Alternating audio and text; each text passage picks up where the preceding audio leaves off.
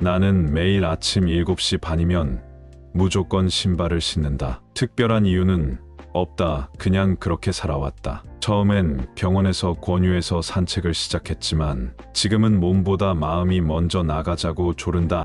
안 나가면 뭔가 하루가 꼬이는 기분이다. 요즘 같은 봄에는 특히 길이 좋다. 아직은 사람들이 덜 나와서 조용하고 개나리나 진달래 같은 꽃들이 어제보다 조금 더 피어 있다. 나는 항상 같은 길을 돈다. 집 앞 놀이터를 지나 시장 골목 초입까지 갔다가 교회 담장을 끼고 돌아오는 한 바퀴. 그 길에는 늘 똑같은 것들이 있다. 습관처럼 자리 잡은 고양이, 아침마다 앞치마 입고 문 앞을 쓸고 있는 분식집 주인, 그리고 항상 고개를 푹 숙이고 걷는 노인 하나. 그 노인은 늘 같은 시간에 같은 길을 같은 속도로 걷는다. 내가 앞에서 걷다가 멈춰도 그 노인은 나를 추월하지 않는다. 그냥 내 멈춤을 기다리는 듯 일정한 거리를 두고 따라온다. 어느 날은 일부러 구멍가게 앞 평상에 앉아 기다려봤다. 그 노인은 내 옆을 지날 듯 말 듯 멈추더니 가방에서 뭔가를 꺼내 다시 넣었다. 그리고는 아무 말 없이 그대로 걸어갔다. 이상한 노인이라고 생각했지만 그날 이후로 그 사람을 의식하게 됐다. 그가 안 보이는 날은 괜히 허전했다. 열흘쯤 지났을까? 내가 걷던 골목에 낯선 소리가 들리기 시작했다. 종이 부스럭거리는 소리, 가끔은 작은 금속 부딪히는 소리. 처음에는 그냥 새벽 청소 차량인 줄 알았다. 그런데 어느 날 골목 모퉁이를 돌자마자 그 노인과 마주쳤다. 그가 손에 들고 있는 건 낡은 철제 수레. 그 위에는 폐지며 빈 병이 어지럽게 실려 있었다. 그는 당황한 기색 없이 내게 고개를 끄덕였다. 그날 처음으로 노인이 나보다 먼저 골목을 돌고 있었다. 나는 괜히 등을 폈다. 숨도 천천히 쉬며 그와의 거리를 조금씩 좁혀갔다. 그는 느린 걸음이었지만 분명히 일정한 속도를 유지하고 있었다. 정체를 알 수 없던 그 사람의 일상이 조금 보이기 시작한 느낌이었다. 며칠 후 평소와는 다른 일이 생겼다. 시장 골목 입구에서 어떤 아주머니가 소리를 지르고 있었다. 나도 모르게 그쪽으로 고개를 돌리자 그 노인이 뭔가를 주워 들고 있었다. 깨진 병 조각이었다. 아주머니는 병을 치우지도 않고 던졌는데 그걸 노인이 줍고 있었던 거다. 아주머니는 귀찮다는 듯 노인을 흘겨보고 안으로 들어갔다. 노인은 아무렇지도 않게 병 조각을 손수건에 싸서 수레에 올려놓았다. 그리고 나를 힐끗 바라봤다. 그 눈빛이 이상하게 마음에 남았다. 말을 한 건 아니지만 어떤 말을 건네고 간 느낌. 다음 날부터 나는 물티슈를 주머니에 넣고 다녔다. 그 노인을 따라 걷다가 바닥에 뭔가 떨어져 있으면 내가 먼저 주웠다. 처음에는 괜히 어색했지만 며칠 지나자 자연스러워졌다. 노인은 여전히 아무 말 없었지만 가끔 고개를 끄덕였다. 그것만으로도 이상하게 든든했다. 그러던 중 하루는 골목 끝에서 낯선 인물이 나타났다. 작고 마른 체구에 손에 커다란 카메라를 들고 있었다. 그는 나와 노인을 번갈아 보더니 어느 순간 우리를 따라 걷기 시작했다. 나는 의식하지 않으려 했지만 발걸음이 점점 느려졌다. 그 노인은 아랑곳하지 않고 걷고 있었고 그 사람은 꾸준히 뒤를 따라왔다. 어디선가 작은 기척이 시작되고 있었다. 그게 무엇인지, 이 길이 어디로 이어질지 아직은 알 수 없었다. 하지만 분명한 건 나는 예전처럼 그저 혼자 걷고 있는 게 아니었다. 그리고 그 낯선 존재는 이 골목에 작은 파문을 만들기 시작했다. 그 낯선 남자는 그 다음 날에도 나타났다. 카메라를 손에 들고 우리를 멀찍이 따라왔다. 나는 일부러 몇 번 뒤를 돌아봤다. 그는 당황한 기색 없이 카메라를 들여다보는 척했다. 이 골목에서 오래 살아온 내 눈에는 그게 어색하게 보였다. 뭔가를 찍고 있다기보다는 우리를 감시하는 느낌이랄까. 노인은 아무렇지 않게 걷고 있었다. 평소보다 수레의 바퀴 소리가 컸다. 녹슨 철제 바퀴가 비탈길에서 덜컹거릴 때마다 뒤따르던 남자가 순간 움찔하는 게 보였다. 나는 일부러 천천히 걸었다. 남자의 얼굴을 한 번은 제대로 보고 싶었다. 그가 내 옆을 지나칠 줄 알았는데 갑자기 멈춰섰다. 그는 손에 든 카메라를 내게 보여주며 말했다. 자신은 어떤 사진 공모전을 준비 중인데 사람들의 아침 풍경을 찍고 있다는 것이었다. 내가 아무 말 없이 고개를 끄덕이자 그는 조심스럽게 물었다. 노인은 매일 이 길을 걷는 거냐고. 나는 그 말에 선뜻 대답이 나오지 않았다. 그 순간 이상하게도 그 노인을 함부로 설명해선 안 될 것 같은 기분이 들었다. 그의 걷는 이유를, 그의 침묵을, 그의 수레를 말로 옮기는 게 조심스러웠다. 그래서 나는 그저 모르겠다고 답했다. 남자는 잠깐 멈칫했지만 이내 웃으며 돌아섰다. 며칠 뒤 동네에 이상한 소문이 돌기 시작했다. 사진기 든 남자가 어르신들 몰래 사진을 찍어서 어디에다 판다는 둥, 사진을 찍히면 재수가 없다는 둥, 별별 얘기가 다 나왔다. 나는 그 소문을 그냥 웃어넘겼다. 그 남자가 그렇게 수상해 보이진 않았고, 게다가 요즘은 어디든 사진 찍는 사람이 많지 않은가. 그런데 그날 오후 동네 슈퍼 앞에서 그 남자가 구석에 앉아 있는 걸 보게 됐다. 그 앞에는 폐지가 든 수레가 있었고 옆에는 우리 골목에 노인이 앉아 있었다. 나는 무심코 다가갔다가 발걸음을 멈췄다. 노인은 아무 말 없이 남자의 카메라를 내려다보고 있었다. 화면에는 폐지를 줍는 자신의 뒷모습이 담겨 있었다. 그 노인의 어깨가 유난히 기울어져 있었고 마치 무게에 짓눌린 사람처럼 보였다. 남자가 뭔가 설명을 하려 했지만 노인은 손을 들어 막았다. 그 순간 남자의 입에서 무언가 흘러나왔는데 정확히 들리지는 않았다. 하지만 느낌은 이상했다. 사과인지 변명인지 어떤 감정이 실린 말투였지만 노인은 그저 수레의 손잡이를 다시 움켜잡고 일어섰다. 나는 더 이상 다가가지 않았다. 그날 이후로 노인은 이틀 동안 보이지 않았다. 사흘째 되는 날 나는 더 일찍 나가보기로 했다. 혹시라도 그 노인을 다시 볼 수 있을까 싶어서. 동네가 채 깨어나기도 전이라 길은 고요했고 시장 골목엔 셔터만 반쯤 올라와 있었다. 나는 평소보다 천천히 걸었다. 어제보다 더 선명하게 들리는 내 발소리를 들으며 걷다가 갑자기 한쪽 담벼락 밑에서 작은 비닐 꾸러미 하나를 발견했다. 그 안에는 반쯤 접힌 노란 손수건과 반찬통 하나가 들어 있었다. 반찬통에는 흰쌀밥에 조촐한 김자반이 올려져 있었다. 누군가를 위해 싸둔 도시락 같았다. 나는 그걸 그대로 뒀다. 그리고 담벼락에 기대 앉아 기다렸다. 해가 완전히 떠오를 무렵 노인이 골목 모퉁이에서 모습을 드러냈다. 전보다 천천히 그러나 확실히 다가오는 발걸음이었다. 그는 도시락을 보더니 그대로 수레 위에 올렸다. 그리고 나를 향해 고개를 끄덕였다. 말은 없었지만 그 고개 끄덕임이 무척 오래 남았다. 그 뒤로 남자는 더 이상 우리를 따라오지 않았다. 하지만 골목 어귀에는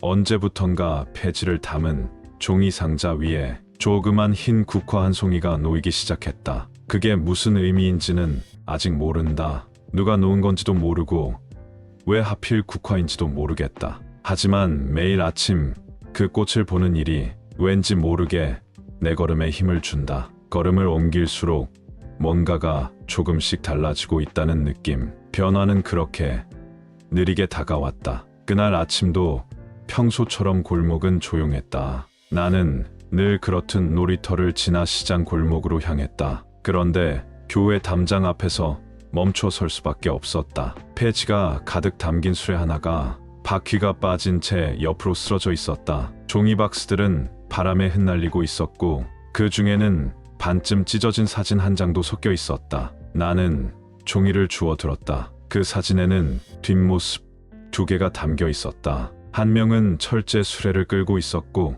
다른 한 명은 그 뒤를 약간 떨어져 따라가고 있었다. 그게 나와 노인이라는 걸 알아보는 데는 오래 걸리지 않았다. 나는 사진을 손에 든 채 한동안 서 있었다. 그런 사진이 왜 여기 있는지, 누가 인화한 것인지 알 수 없었다. 다만 그 사진이 수레 밑에 깔려 있었다는 게 이상하게 마음에 걸렸다. 그날 이후 노인은 며칠간 다시 모습을 보이지 않았다. 국화꽃도 도시락도 아무것도 놓이지 않았다. 어쩐지 누군가 고의로 수레를 쓰러뜨린 건 아닐까 하는 생각이 들었다. 사진도 그렇고 평소의 조용함과는 다른 불길함이 있었다. 며칠이 더 지난 뒤 나는 집 앞에서 낯익은 얼굴을 마주쳤다. 카메라를 들고 우리를 따라오던 그 남자였다. 그는 이번엔 카메라 없이 나타났다. 모자를 눌러 쓴 얼굴은 어쩐지 지쳐 보였고 말을 꺼내기 전까지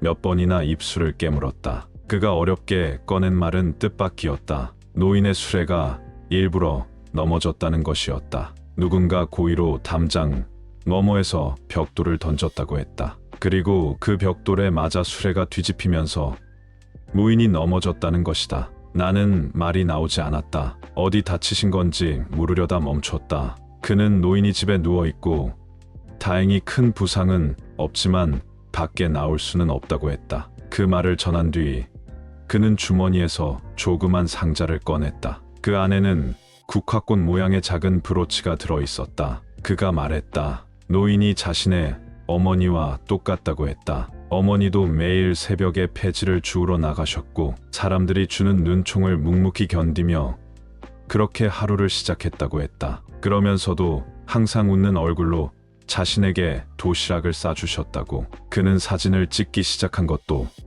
어머니 때문이었다고 했다. 그러다 우연히 골목에서 노인을 보고 도저히 그냥 지나칠 수 없었다고 했다. 하지만 그가 말한 마지막 문장이 오래 남았다. 그 어머니도 어느 날부터 다시는 수레를 끌고 나오지 않으셨다는 말. 나는 다음 날 아침 노인의 수레가 평소 세워져 있던 담장 옆에 작은 평상을 놓았다. 그리고 그 위에 반찬통과 함께 국화꽃 브로치를 올려두었다. 말 없이 그냥 그렇게. 이상하게도 그날부터 다른 사람들도 그 앞에 무언가 하나씩 두기 시작했다. 조각난 시계, 달아빠진 장갑, 다른 운동화, 아무 쓸모없어 보이는 물건들이었지만 그 안엔 어떤 마음이 담겨 있었다. 어느 날은 골목 끝에서 분식집 주인이 나와 평상을 닦기도 했다. 다른 날엔 놀이터 청소하는 아저씨가 수레를 다시 세워주고 있었다. 노인은 아직도 나오지 않았다. 하지만 골목은 예전보다 더 말이 많아졌다. 낯선 연결들이 조용히 생겨나고 있었다. 나는 그걸 기적이라 부르지 않는다. 그저 오래된 골목이 조금씩 새로운 숨을 쉬기 시작한 거라고 생각한다. 그리고 그날 밤 누군가 문 앞에 놓고 간 봉투 하나를 발견했다. 그 안에는 반듯하게 인화된 사진이 있었다. 그 골목, 그 평상, 그 국화꽃, 그리고 평상 옆에 앉은 내 모습까지. 사진 뒤엔 짧게 이런 글이 적혀 있었다. 이 골목의 시간은 지금도 걷고 있습니다. 그날 아침 나는 골목을 돌기 전 주머니를 2번 확인했다. 작은 물티슈 팩 하나와 국화 브로치. 요즘은 그 2개를 챙기지 않으면 어딘가 허전했다. 수레는 아직 그 자리에 있었다. 하지만 평상은 이제 다른 모양이었다. 누군가 다리 밑에 벽돌을 받쳐 흔들리지 않게 고정해 두었고 그 위엔 작은 화분 2개가 나란히 놓여 있었다. 나는 조용히 평상 옆에 앉아 도시락 뚜껑을 열었다. 흰밥과 김자반, 그리고 멸치볶음. 누군가를 위해 차려진 건 아니지만 누군가와 나눌 수 있는 밥 한 끼라는 사실만으로도 오늘 아침은 덜 외로웠다. 해가 더 높이 떠오를 즈음 노인이 모습을 드러냈다. 예전보다 더 마른 듯 했지만 그의 걸음에는 힘이 실려 있었다. 양손은 비어 있었고 수레는 보이지 않았다. 그는 천천히 다가와 평상 앞에 섰다. 나는 도시락 뚜껑을 닫았다. 그리고 조심스럽게 브로치를 건넸다. 그는 한참 동안 그 브로치를 바라보다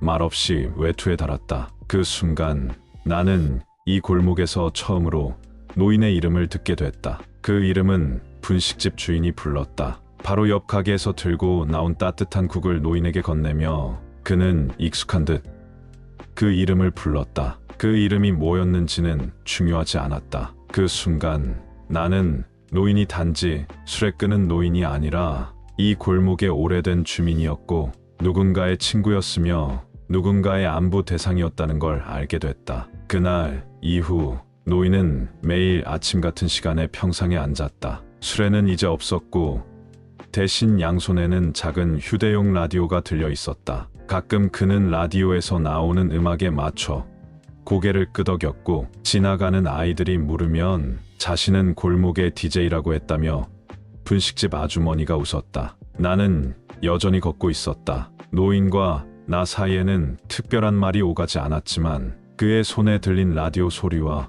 내 발자국 소리가 매일 아침 그 골목을 적셨다. 봄이 지나고 여름이 왔을 무렵 사진기 남자가 다시 돌아왔다. 이제는 카메라 대신 조그만 전단지를 들고 다녔다. 골목 사람들을 찍은 사진으로 작은 전시회를 연다는 것이었다. 시장 안쪽 오래된 미용실을 개조한 작은 공간이었다. 나는 그곳을 찾았다. 그 안에서 아주 낯익은 사진 한 장을 발견했다. 담장 앞 평상, 수레, 국화꽃, 그리고 도시락, 그리고 그 사진 밑에는 이 골목에 걷는 사람들이라는 글이 적혀 있었다. 그날 이후 나는 골목을 한 바퀴 돌 때마다 누군가의 발소리가 함께 들리는 듯한 기분을 느낀다. 수레는 사라졌지만 그 바퀴 소리는 여전히 내 귀에 남아있고 골목 곳곳에 놓인 작은 물건들은 누군가의 기억이 남긴 흔적처럼